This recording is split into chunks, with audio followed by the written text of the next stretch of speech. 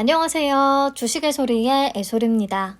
네, CQCN의 수요 예측 결과 바로 같이 한번 보도록 할게요.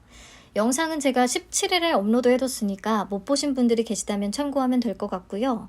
코넥스 이전 상장 종목인데 현재 주가와 공모가 상단의 괴리율이 벌써 126%나 되기 때문에 기대해 볼만하다. 제2의 이노진 같은 느낌이 빡 온다 라는 말씀을 드렸었습니다. 그래서 수요 예측 결과가 좋을 것으로 예상이 되기는 했는데 과연 어떤지 같이 볼까요? 경쟁률은 1800.86대 1을 기록합니다. 총 1865개의 기관이 참여했어요. 그래서 보시면 경쟁률로만 봤을 때는 2003년 공모주 중에서 가장 높습니다. 마녀공장이 1800.47대 1이었는데 근소한 차이로 CQCN이 이겼어요. 참여 건수로는 마녀공장이 이어서 2위를 기록한 모습이고요. 그러니까 코넥스 이전 상장이라는 그 핸디캡이 전혀 무색할 정도로 많은 기관들이 참여를 한 겁니다. 다들 보는 눈은 똑같았겠죠. 네, 신청가격 분포표를 보시면 공모가 밴드는 2,000원에서 2,400원 제시했거든요. 가격 미제시 포함 상단 이상의 비율이 수량 기준으로 99.89%에 달합니다. 거의 다였다. 그리고 보시면 상단 이상의 구간도 굉장히 세세하게 기록이 다 되어 있는데요. 3,000원을 써낸 비율이 71.70%고 3,000원 이상이 91.99%에 달해요. 게다가 3,300원 초과도 12.34% 정도가 있었고요. 그렇다 보니까 공모가는 결국에 밴드 최상단을 600원이나 초과한 3,000원에 확정이 됐습니다. 최상단을 25%나 초과한 수준이에요. 네, 우선 넘어가서 의무보유 확약 비율은 건수 기준 12.33%, 수량 기준으로는 12.48%를 기록합니다. 코넥스 이전 상장은 사실 10% 넘기기 쉽지 않죠. 10%를 넘겼기 때문에 저는 이 정도면 굉장히 잘 나온 수치다라는 생각이 들긴 하네요. 보시면 확약 비율은 프로테움택이 이상하게 높았던 것을 제외하고는 10% 넘기기가 쉽지 않다라는 것을 확인할 수가 있습니다. 이노진도 6.36%밖에 안 됐었어요. 네, 그래서 종합적으로 수요 예측 결과는 좋았다라고 할 수가 있겠고요. 공모 개요를 다시 체크하도록 하겠습니다. 공모가가 3,000원에 확정이 되면서 공모 금액은 58억 원, 시가총액은 약 345억 원 규모로 상장을 추진하게 됐습니다. 공모가가 상단을 많이 초과했지만 그럼에도 여전히 초소형이다, 아주 가볍다라는 게 장점이 되겠죠. 청약은 20일부터 21일까지 알맥과 동일한 일정이고요. 환불까지는 이틀이 소요되고요. 상장은 6월 29일로 예정이 되어 있습니다. 신한투자증권의 단독 주관이에요. 신주모집 100%고요. 우리사조조합에 배정된 물량 없습니다. 자, 상장 직후에 유통 가능한 물량을 보시면 엄청 많았죠. 상장 예정 주식 총수의 74.54%나 돼요. 기존 주주의 비율이 무려 57.62%에 달합니다. 이거 사실 엄청나게 큰 리스크 요소인데 다행히도, 정말 다행히도 금액으로 계산을 하면 약 258억 원밖에 안 된다는 거. 그래서 수요 예측 결과나 규모면, 사이즈 면에서 봤을 때 공모주로서는 좋은 조건이다 라고 정리해 볼 수가 있겠습니다. 자, 그래도 코넥스 이전 상장이기 때문에 몇 가지 측면에서 더 살펴봐야겠죠. 가장 중요한 건 코넥스 시장에서 거래되고 있는 가격과 공모가의 괴리율이라고 여러 번 말씀을 드렸습니다. 그리고 코넥스 시장에서 거래한 기존 주주가 워낙에 많을 것이기 때문에 기존 주주의 매도 가능성을 체크하는 것도 중요하고요. 동일하게 될 거예요. 자, 그럼 하나씩 이 포인트별로 한번 살펴보도록 할게요. 우선 괴리율. 오늘 종가가 5,790원으로 끝났거든요. 괴리율은 93% 정도를 보이고 있습니다. 굉장히 높은 편이죠. 그래서 기대를 했던 거고요. 요 정도만 좀 잘 유지가 된다면 사이즈 작다는 것과 가격 제한폭 400% 가능한 첫 타자로서 뭔가를 좀 보여줄 수도 있겠다. 그런 생각이 들기는 합니다. 특히나 이렇게 수요 예측 결과까지 뒷받침이 되면서 괴리율이 높고 가벼웠던 종목들, 이노진, 레몽레인, 이런 코넥스 이전 친구들, 코넥스 이전 상장임에도 불구하고 성과가 좋았어요. 그렇기 때문에 이런 데이터들이 있으니까 CQCN에도 기대를 한번 걸어보는 거죠. 기관들도 마찬가지 생각이었던 것 같고요. 네, 이번에는 기존 주주의 매도 가능성을 보겠습니다. 이 회사는 코넥스 이전 상장치고는 소액 주주들보다는 벤처금융과 전문 투자자의 유통 가능 비율이 더 높다고 말씀을 드렸습니다. 그래서 그들의 투자 단가를 상환 전환 우선주와 전환 우선주의 전환 가격을 통해서 유추해 볼 수가 있었는데요. 전환 가격이 480원, 631원, 3,755원, 1,221원 이렇더라고요. 2020년 9월에 전환된 우선주를 제외하고는 공모가 기준으로도 이미 수익 구간에 들어갑니다. 그래서 제 생각에 상장일에 주가가 오를 것을 또 감안을 한다면 전부 다 기관 투자자들은 보유 물량을 엑시트할 가능성이 매우 높을 것 같아요. 자, 이번에는 코넥스 시장에서 거래한 소액 주주들의 상황을 보겠습니다. 이 회사가 2020년에 1대4 무상증자를 실시했거든요. 즉 무상증자 실시 이전에 15,000원 밑에서 산 사람들은 주가가 공모가인 3,000원보다 조금만 오르면 다 수익 구간에 들어가게 된다는 얘기입니다. 제가 노란색으로 음영 쳐둔 부분이 바로 그 구간에 해당이 돼요. 이 시기에 거래량이 많지는 않았지만 어쨌든 수익 구간에 해당하는 주주들은 꽤 있을 것이라는 거. 그리고 무상증자 실시 이후에는 3,000원 아래에서 거래가 이루어진 기간이 21년 11월부터 해서 22년 8월까지 존재하긴 하는데요. 다행히 최저 주가가 2,600원이라서 3,000원과는 큰 차이가 없긴 합니다. 근데 생각을 해보면 현재 주가가 이미 5,790원을 찍고 있잖아요. 그래서 공모가 밑에서 산 주주들만 생각해 봐야 될 게 아니라 3,000원보다 높은 가격에 산 주주들, 이들도 상장일에 수익 실현할 가능성이 매우 크기 때문에 기존 주주의 물량은 정말 엄청나게 쏟아져 나올 것 같기는 합니다. 그걸 소화하면서 단타 세력이 붙을 것 같아요. 출렁임이 굉장히 심하겠다. 자, 마지막으로 코넥스 기준가 마법이 가능할 것인가? 자, 기준가 적용의 예외에 해당하는지부터 한번 살펴보자면 CQ세는 투자 경고, 지정 예고를 받기는 했지만 투자 경고 종목 또는 투자 위험 종목으로 지정이 되진 않았습니다. 그리고 거래 형성일은 30일이 넘어가고요. 그래서 1번과 2번에 해당하지 않으니까 3번 코넥스 시장 가격이 공모가보다 30% 이상 높거나 낮은 경우에 해당할지를 봐야 되는데요. 우선 코넥스 시장 가격은 30일간의 종가 평균과 코넥스 마지막 거래일의 종가 중에 낮은 가격에 결정이 된다고 설명을 드렸잖아요. 그래서 우선 오늘까지의 종가를 포함해서 23일간의 종가를 평균을 한번 내보니까 이미 3,942원으로 공모가보다 30% 높은 값이 나왔어요. 즉 남은 기간 동안에 5,000원 밑으로 빠지지 않는다면 3번에 해당하게 된다는 거죠. 그래서 기준가는 그냥 공모가가 된다. 기준가 마법은 없겠다라는 겁니다.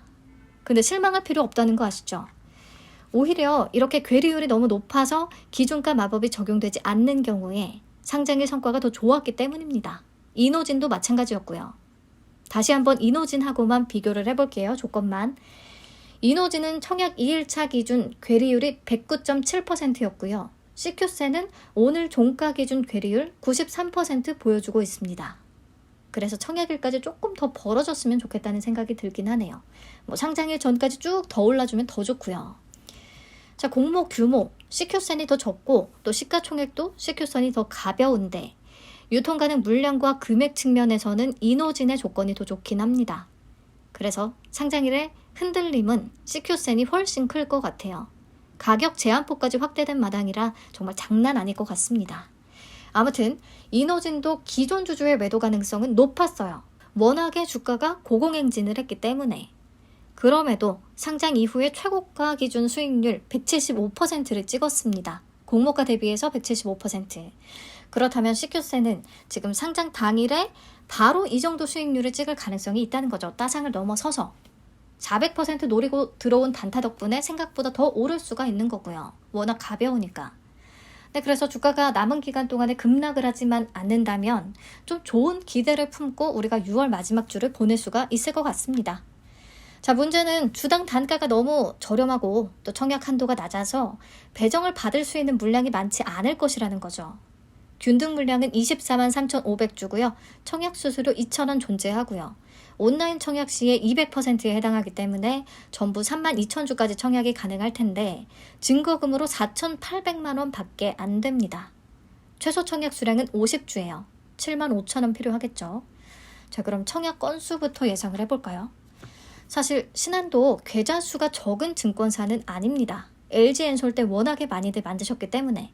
근데 신한에서 최근에 진행이 됐고 그나마 인기가 괜찮았던 종목들을 한번 보니까 미래반도체에 12만 건 정도, 대성하이텍에 15만 건 정도가 들어왔더라고요. 세아메카닉스 때는 27만 건이 넘었었고요. 그래서 CQ센에는 한 20만 건 정도가 참여하지 않을까 잡아봤습니다. 그러면 균등 배정 수량은 1.22주, 한 주 또는 2주를 받을 것으로 예상이 되고요. 그렇다면 과연 균등만 참여하는 게 의미가 있을 것인가? 한 주를 받아서 100% 올라주면 3,000원 버는 거고 200% 올라야 6,000원을 벌 수가 있는 거예요. 200% 오른다는 건 주가가 공모가의 3배까지 오른다는 뜻인 거죠. 그래도 수수료 2,000원을 떼고 나면 남는 게 거의 없다는 거. 그래서 균등만 하실 분들은 가격 제한폭 400%의 첫 타자로서의 수혜를 좀 기대해 보겠다. 그래서 200% 이상을 좀 먹을 수 있지 않을까 혹시나 기대를 한다면 참여, 그렇지 않다면 큰 의미는 없을 것 같습니다. 자, 이번에는 증거금이 얼마나 들어올지 대충이라도 예상을 해보죠. 사실 알맥과 자금이 또 분산될 것이고 청약 한도가 워낙에 낮아서 정확한 예측이 좀 어려운데요. 그래도 자금 배분 전략을 위해서 우선은 해보겠습니다. 청약 한도가 낮았던 종목들 중에서 인기 종목들 한번 찾아봤거든요. 마이크로투나노, 자람테크놀로지, 이노진, 꿈비 정도. 자람테크놀로지와 꿈비보다는 CQ센의 청약 건수가 더 많을 것으로 잡고 있기는 한데 이 둘보다 CQ센의 청약 한도가 더 낮고 또 알맥과 동시 청약이라는 변수가 있기 때문에 이들 대비해서 훨씬 높은 증거금이 들어올 것 같지는 않습니다. 그래서 저는 2.5조 정도 우선 잡아봤어요. 그러면 비례 경쟁률은 무려 6,845대 1. 비례 한 주를 안정적으로 받기 위해 7,000주를 청약을 한다면 필요한 증거금은 1,050만 원이 되겠습니다. 이 예상 경쟁률 기반 4,800만 원 풀 청약했을 때의 기대 수익금 한번 계산해 볼게요. 32,000주 청약 가능하고요. 균등은 한 주, 비례는 5주를 받을 수 있을 것으로 예상을 합니다. 총 6주가 기본이고 균등 2주까지 챙기게 된다면 7주까지도 가능하겠죠. 우선은 6주 기준 배정 금액은 18,000원밖에 안 되겠고요. 100% 올라주면 18,000원, 150% 오르면 27,000원, 200% 올라야 36,000원을 벌 수가 있겠습니다. 주가가 공모가의 3배까지 올라야 36,000원을 벌 수가 있겠다는 거죠. 파킹 이자보다는 낮겠지만 아무튼 기대 수익금 자체가 크지는 않다는 거, 풀청약을 하더라도 우선은 이 정도로 감을 한번 잡아보고 우리가 알맥과의 자금 배분 전략을 세워야 하기 때문에 알맥의 예상 경쟁률을 다시 한번 살펴보겠습니다. CQ센과 자금이 나눠질 것을 생각해서요. 알맥의 증거금 규모를 7.5조 정도로 좀 낮춰서 잡아봤습니다. 그러면 비례 경쟁률은 2,400대 1로 계산이 되거든요.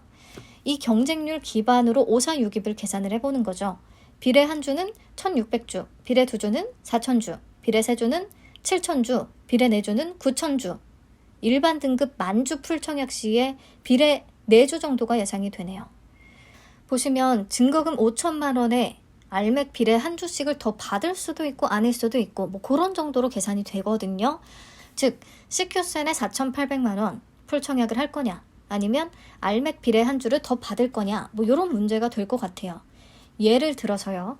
내가 쓸 수 있는 자금 1억 원을 보유하고 있다. 그러면 1억을 다 알맥에 청약하는 경우와 나눠지는 경우 생각을 해볼 수가 있겠죠.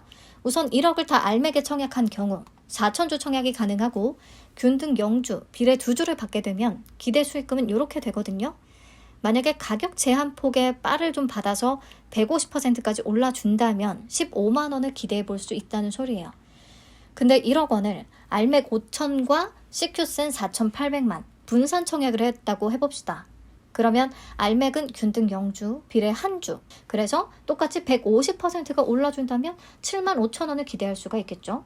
그리고 나머지 CQ센에 청약을 하면 18,000원어치를 받을 수 있을 것으로 예상을 해뒀는데 200% 올라줘야 36,000원을 벌 수가 있기 때문에 차라리 이렇게 나눠서 청약을 하느니 알맥에 그냥 2주를 노리고 다 청약을 하는 게 나을 수도 있겠다 라는 겁니다. 네. 근데 이게 예상 경쟁률 기반의 분석이기 때문에 확정적이지 않죠. 예상보다 CQ센의 청약 건수와 경쟁률이 낮고 알맥의 경쟁률은 예상보다 훨씬 높다. 그래서 CQ센 풀청약 시의 기대 수익금이 알맥 한 주의 기대 수익금보다 더 커진다면 알맥 한 주를 포기하고 CQ센을 청약해 볼 수도 있는 겁니다. 네, 1일차 데이터를 보고 2일차 예상치를 좀 더 수정을 하면서 그리고 2일차 청약 경쟁률을 실제 지켜보면서 최대한 이런 식으로 미리 계산을 해보고 저는 자금을 최종적으로 배분할 것 같습니다. 제 머릿속에서도 조금 복잡해서 제가 하고자 하는 말이 오늘 제대로 전달이 됐을지 모르겠어요. 자, 청약 당일에 제가 방송을 열게 된다면 거기서 또 추가 의견을 공유하도록 하겠습니다. CQ센의 수요 예측 영상은 여기서 마무리할게요. 참, AELT와 틸론 일정이 둘 다 7월로 연기됐거든요. 그래서 다음 주에는 이노 시뮬레이션 한 종목만 청약이 진행된다는 거 말씀드리고 끝내겠습니다. 내일 다시 뵐게요. 편안한 저녁 시간 되세요.